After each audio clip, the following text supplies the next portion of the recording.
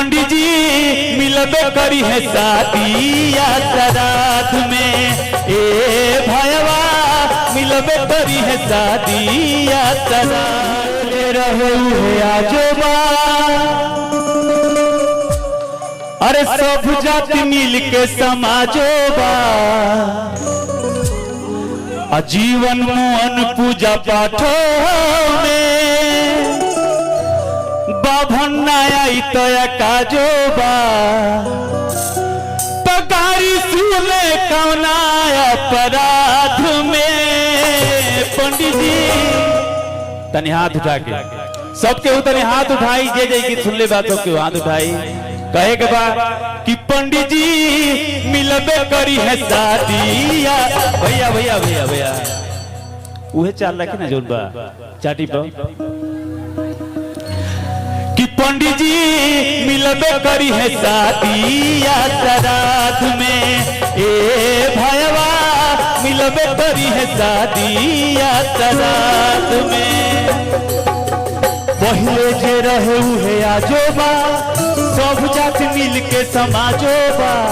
जीवन मोहन पूजा पाठों में बाभन आई तया काजोबा। पगारी सुने कौना अपराध में। पंडित जी मिलबे करी है शादी या श्राद्ध में, ए भैया मिलबे करी है शादी या श्राद्ध में।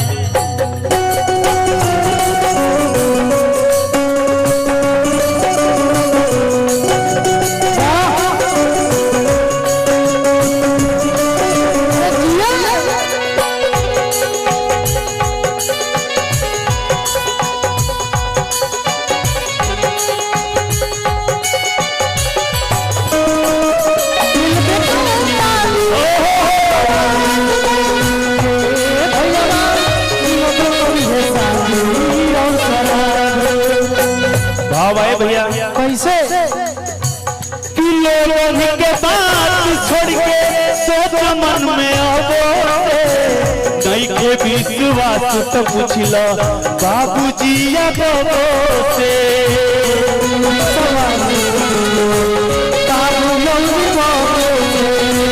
कि लोगों के बात छोड़ के सोच मन में आवो, नहीं के विश्वास तो पूछ लो बाबूजी या बाबू से।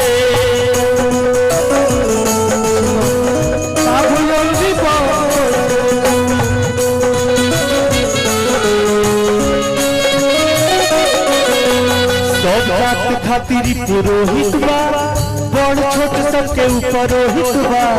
सब जात खातिर पुरोहित बा, बड़ छोट सबके ऊपर रोहित बा। 100% ना किए काध में।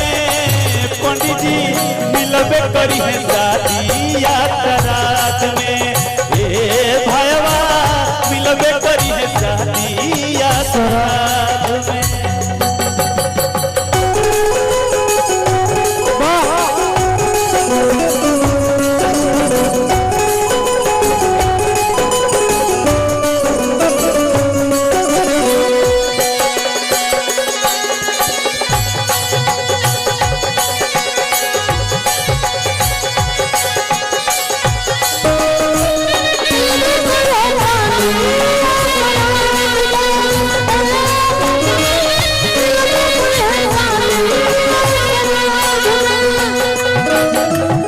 अंत में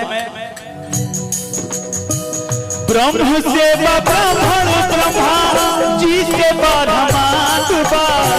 रूस चीन फ्रांस ब्रिटेन कहीं ना अमेरिका बा।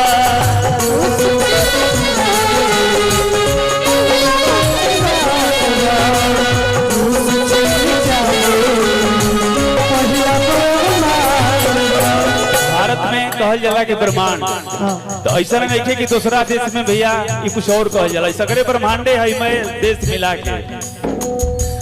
ब्रह्म से ब्राह्मण ब्रह्मा जी से ब्रह्मांड बा।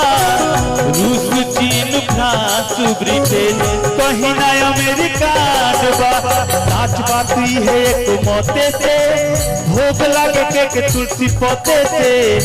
साच बात है एक मोते से भोग लागे के तुलसी पोते से बाकी पर छोट निर्धन आया गाध में पंडित जी मिलब करी है शादी या श्राद्ध में ए भाईवा मिलब करी है शादी या श्राद्ध में ए भाईवा मिलब